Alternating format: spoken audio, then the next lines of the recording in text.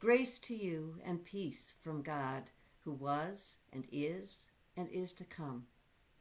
I hope and pray that you are in good health and that you are holding on to the promises our faithful God has made to us, able to be content to wait for the Lord. In Mark 10:32 through 34, Jesus tries again to tell his disciples what will happen in Jerusalem.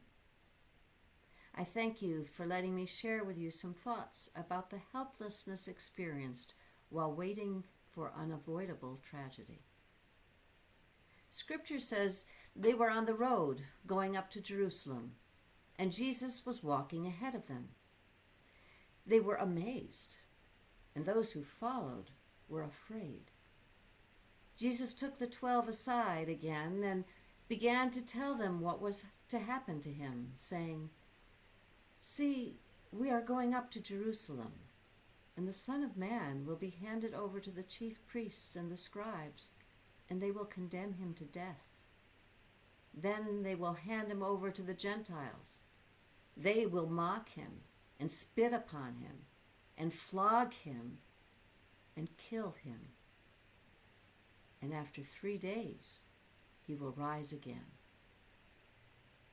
This is the word of the Lord. And here are my thoughts. The disciples know that heading to Jerusalem is a bad idea. They know the religious authorities are out to get Jesus. He's heading into a dangerous trap and taking them with him. Yet there he is, walking ahead of everyone, out in front, leading the way. No wonder they're amazed at him. No wonder they're afraid. That fear is not lessened as Jesus' followers watch him pull aside only the 12 for serious conversation. The fear is not lessened for the 12 as they hear what Jesus has to say. It's not so much the blunt talk as the vivid picture he paints.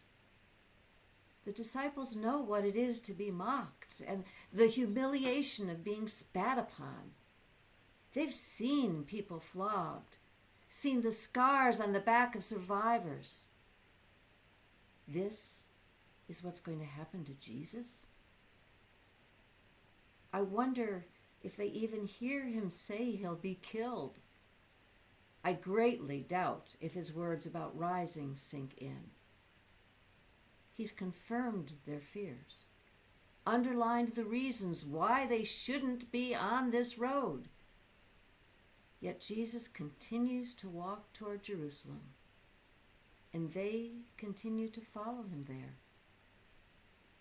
They've begun to understand what lies ahead, and they can do nothing but wait for it to happen.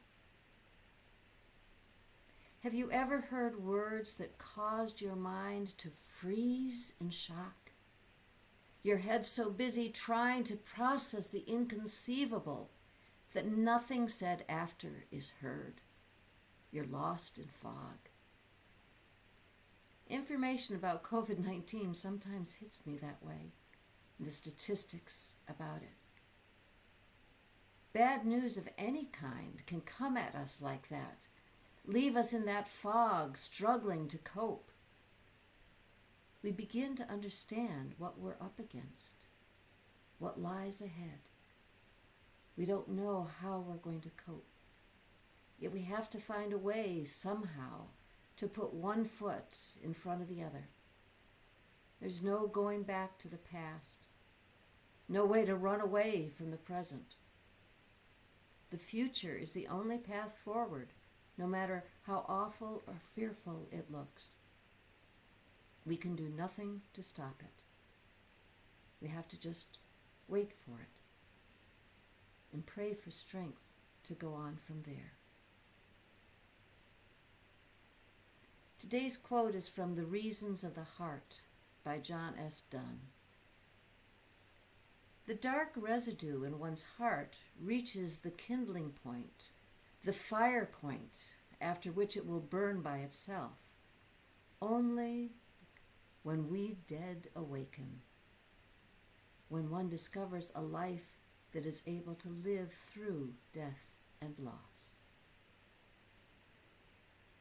I'll leave you with a blessing. When your night is dark, may God be your sun. When you are lost in fog, may faith be the light you follow.